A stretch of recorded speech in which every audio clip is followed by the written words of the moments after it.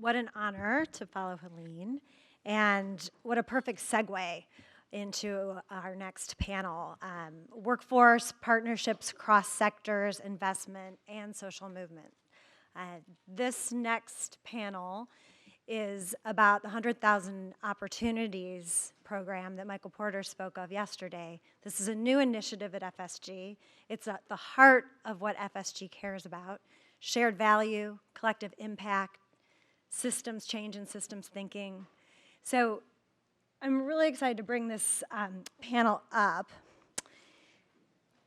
Just to set the stage, there's 4 million unfilled entry-level jobs in the US. There's almost 6 million young people between 16 and 24 in the US who are not working and not in school. That is the size of Denmark. And so the companies that I will be talking with today see Denmark as an asset. How can we look at this asset, to quote Angela yesterday, as the people we're relying on for our future in this country and in their companies? So it's my honor and my pleasure to introduce to you Shannon Brown, who's the Chief Human Resources Officer and Diversity Officer at FedEx Express. Julie Gerke, who is the Senior Director of Business Integration at the Walmart Foundation, and Amy Kavanaugh, the Chief Public Affairs Officer at Taco Bell. Thank you very much.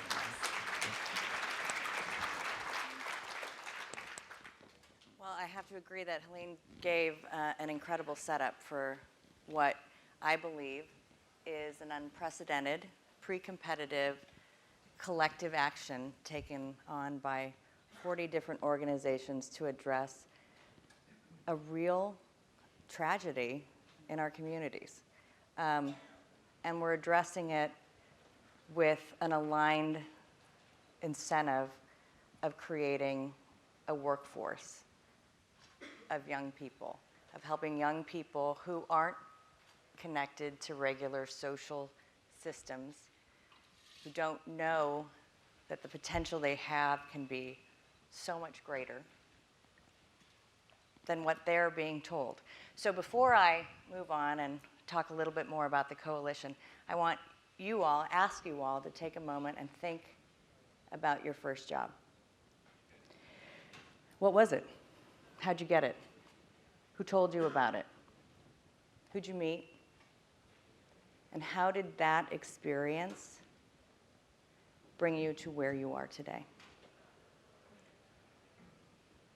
We all had a first job, and you had somebody to encourage you. You had somebody talk about the potential that you have, and you were able to move up. We all started somewhere.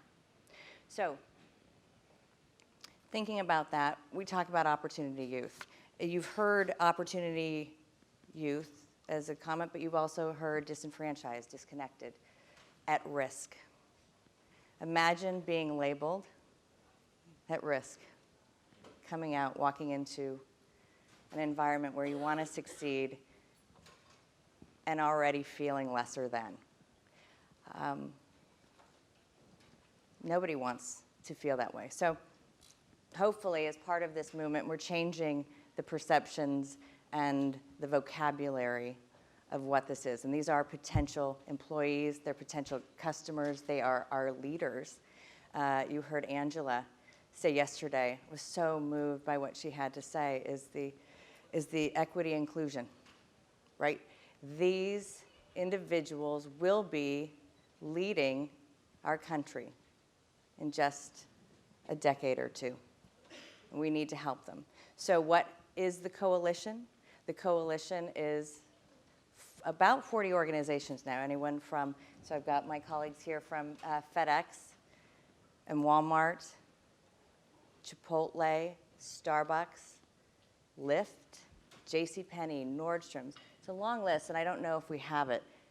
But again, I would say it's unprecedented. Many of us are in the retail sector and food service sector, but that's just the beginning. So In terms of why we've come together in the coalition, we all have a need to hire. We are always looking for good talent, especially entry-level positions. And we have real business needs. It's nice to do good and do well, but those real business needs are finding those talented individuals who are frontline, who are representing your company, that can be developed and move up. And so these coalition of leading companies, let me just read, we're committed to reinventing our hiring, training, retention, and advancement practices in order to access new sources of talent from communities that have not traditionally been included in our nation's prosperity. Again, this is a true business benefit. The cost to our country today, for just in terms of lost revenue, is $93 billion. And if you think about these individuals who are not working, and then there's crime associated with it, there's additional social services. If you add it up to $252 billion. So there's a real economic impact on us. But now then, how do we put money in the pockets of these individuals, inspire them, and engage them to reach their full potential? To add this is a coalition of these companies where we have three, and I hope that every single one of you wants to sign up at the end of this meeting, because we need to work together. Is we have a corporate coalition, and that's a learning environment where we're exchanging information. We have demonstration cities, and the Aspen Institute has funded these cities, working with local governments and other nonprofit organizations to bring them together across the country. I believe there are about 20 of those cities. And then finally, we have what we're calling Spark events, but they're recruiting events. And we've done them in Chicago, LA, Phoenix, Seattle, and then we're looking at one more city. And I will tell you, when you walk in a room and you see thousands of kids excited to get into a room, to be heard, to be counted, and to be considered for a job. We have hired so far 30,000 of these young people amongst the coalition companies, and only some are reporting at this point. We do want more data and metrics. Starbucks itself has 7,000. Yum Brands, which includes Pizza Hut and Taco Bell, also 7,000. Those are jobs you can give on the spot, too. So to hear these kids sort of being very excited about these jobs. I actually want to talk to my colleagues here and have them share what they've learned from the coalition and the benefits here. So Shannon Brown from FedEx, I would like to start with you and talk a little bit about what your, why 100K, and what you guys have been doing to hire opportunity youth as well. Well, thank you, Amy. And thank you all for allowing me to spend some time with you this morning. At FedEx, what we've branded our activism as far as the community, that we have pledged to spend $200 million in 200 communities around the globe by 2020. And what that means is that this coalition gives us an opportunity to help solve problems for young people. That's 6 million young people between 16 and 24 who are out of work or looking for jobs and can't find jobs. And I run a big global operations in 220 countries. And how do I look at my recruitment or sourcing of human capital process to see why these individuals are not looking at my organization to come and join FedEx, where we have excellent benefit package for our permanent employees, from health care to tuition reimbursement to vacation, sick pay, and those kinds of things. What is it? And as I look at anything, it comes down to a process, because a process gives you what you plan for that process. So that process is exactly driven by what that process is. So how do you change the process to engage the young people? And when I found out, when I attended the Los Angeles 100K, it was just a beautiful sight to see thousands of young people dressed well in suits and ties, and young ladies in nice dresses, and they were just eager to say somebody's willing to give me an opportunity. And that's really what we're about. We're about how can we bring them in, how can we allow them to come into our system where we have an excellent promotion from within process. I'm a product of that. You know, I started 38 years ago from a package handler to a checker sorter to a manager, senior manager, and moved 12 times with the organization, from operations to what I'm now in HR. When I came in HR, I didn't have a clue about it. But the organization was willing to invest in me to say that we know that this is something that you can do, which is totally different from what your prior training was. And so that's what we are trying to do, to give people an opportunity to say that you can do something. Here is an organization that is big enough with our promotion from within process. You can grow and learn with us and help us to be a better place for our customers and our shareholders. Julie, tell me a little bit about what you do at Walmart Sure. Foundation and what you all are doing. Pretty Thanks, impressive. Amy. I think at Walmart, we believe that issues like social and business issues are converging in the long term. And when you think in that way, there are problems like that of opportunity youth and disconnected youth that become a real business problem when you look far at it. And you can also think about the talent pipeline that we're all dependent on.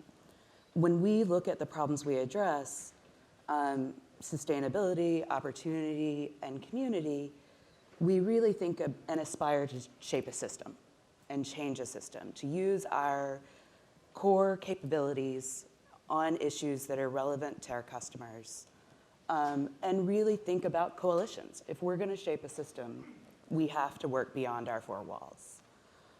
So this is a really authentic issue for us. So you had a question earlier about Yeah. labor practices, and I do think the context of what you're doing is helpful in helping people understand. You have to use your superpowers for good. So Yeah. when we've been thinking a lot about retail and where it's going and what it is, I would guess a number of you that thought of your first job, it was a retail job. 59% of Americans have worked in retail, and approximately 1 in 4 jobs in our economy today is in retail. So when we think about mobility, we think about how can retail be a stepping stone on a career ladder? Retail is changing. We now have 2,000 technologists in Silicon Valley that work for Walmart. The job opportunities are different, and even the jobs we've had are evolving to meet changing customer expectations. And so when you're in that context, we've made big investments in our workforce in the last couple of years and have a history of thinking and growing our own talent. 75% of our store field management started as hourly associates, including our CEO, who started loading boxes.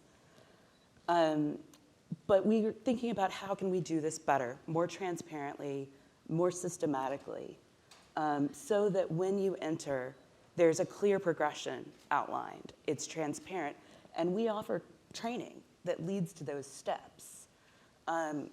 We're investing $2.7 billion over 2 years in workforce. That's wages, but it's also training programs, and we think the mobility is a huge piece of it. So this year, we'll enroll right at 500,000 people in what we call pathways programs. That is skills that are designed to be portable and transferable, skills that will lead to your next job so that you're really able, on the clock, to get the training that leads to mobility. And I think we hope that a system will go beyond our walls long term. So, important work. Why the coalition? Why join with competitors? And I know we got questions internally about why this made sense, and I think we recognize the value now of exchanging information. But Shannon? Well, competitors are necessary. I think competitors are what made America what America is. And you as a customer, you benefit from that. My competitors make me better because I know I have to continue to innovate and drive new solutions to include or to ensure customer get a value added for the dollars that they spend with FedEx. But in this situation, it's the same thing. is those 6 million people, that's the marketplace of human capital that we all together as a team, and that's the reason we joined this coalition, we all will win. To allow those individuals to seek their full potential and grow, and I can't hire all 6 million of them. And so it's something that I think we can join together and to not only encourage young people that they can do something and create opportunities for them, but we can make it a better place for all of us to live, and therefore all of us are responsible for that. I think your point about this needing to be a marketplace is part of it. So part of our commitment is investing through our giving in $100 million for mobility in the sector. And we're working with partners like Helene and Generation in that work because we think there need to be tools and systems out there. So we've talked about this group of people who is locked out of a system. You talked about these events in Chicago and other places where we watch and really get to engage with Opportunity Youth. One of the things we see is resume skills building and talking about what you've learned and various things. So in a marketplace, there would be a way where we could certify the skills that you learned, whether it was at Starbucks or Yum or FedEx, and people could carry that as a symbol to employers that I'm ready for a job. And it could be earned through your work experience, through training at NGOs. A lot of what we see today that's successful and held up in this space is one-to-one relationships. One NGO to one employer, where they're doing some amazing work, but it's in the tens and the hundreds. The scale of the problem is in the millions. And when I talk to our NGO partners and friends, they're excited about this work, but the idea that they could do this with 30 employers is really difficult in a very tailored solution. So we've got to think about the problem at a larger scale and engage employers in defining that in a relevant way for all of us so that the solutions we're developing are also scalable. And we've learned a lot from the coalition. It allows us to come with other employers and have conversations about where are the real breakdowns? What changes can we make as employers? What can we articulate to NGOs about the skills we need that we aren't finding in the workforce? How do we build a better system where all sectors are incentivizing behavior that really leads to mobility? And I don't think, as big as Walmart is, we can do a lot, but we'll be way more successful with a coalition of employers. Yeah, there's a lot of learnings, and I could go into them in terms of a lot of the organizations offer education opportunities for employees, new employees, and those have not always been taken advantage of. There's a lot of resources available, and it has to do with engagement and insight. And so again, I encourage you all to go to the 100k.org website and look more. But I do want to I'd like us all to share kind of our final thoughts, but I'm going to represent the youth, and I actually want to share some stories of what I have heard in the 4 events, and you know, I can tell you there's a business value, right? So it's making money, you're reducing turnover, retention, you're affecting hiring costs. Great, there's our shared value. But we all want to be part of something bigger and have meaning. And one of the youth wanted, several of the youth, they said of the things that this group needs to know, what do they need to know? So they said, please tell them we're not poor people. We're just people with poor resources. Okay, 1. 2, and don't stereotype us based on the resources provided to us. And last, I love this, struggles have contributed to their ability to be resourceful and resilient, and they'll be the best employee you ever had. Right? Also, another great quick story is one of the partners was talking about their employees and the fact that they couldn't afford the proper clothing for what they were doing. So they thought, okay, the group got together, the employers got together, what should we do? Should we buy the uniforms? Should we give them a raise? What is it? So they can actually go out and get the clothes they need. They were working in a food service packing company. It was refrigerated.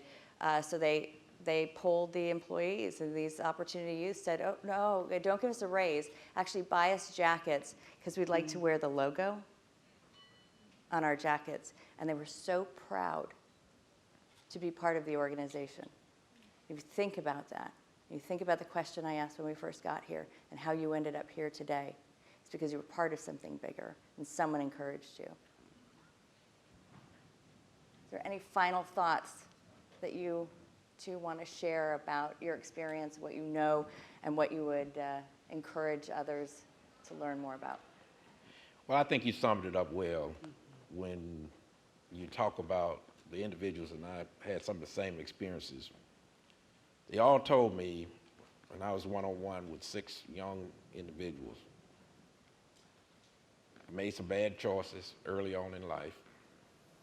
I finally realized with some mentoring and coaching that those wasn't the right things to do. Now I found my way. I just need someone to believe in me that I made a turnaround and give me a chance, and I can prove that I can be a great resource to you.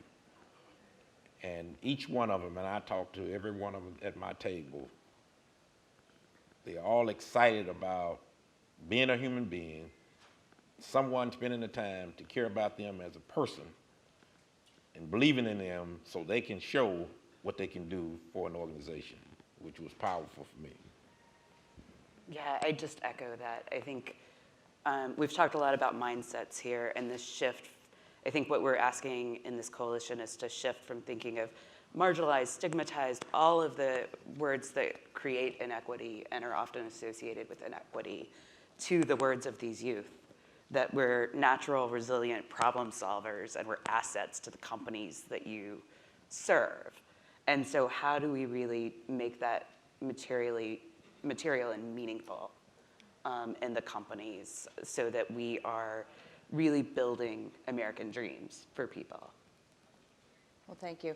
And as Helene so elegantly set up for us coming onto this stage, is we can't do this alone. So it is working with government, it is working with nonprofits, it's bringing it together, and having the private sector lead this has been encouraging, and I want to encourage you. It doesn't cost anything. It's signing up. Nicole Trimble over here from FSG, please see her if you have any questions. Thank you for the opportunity to share. Yeah.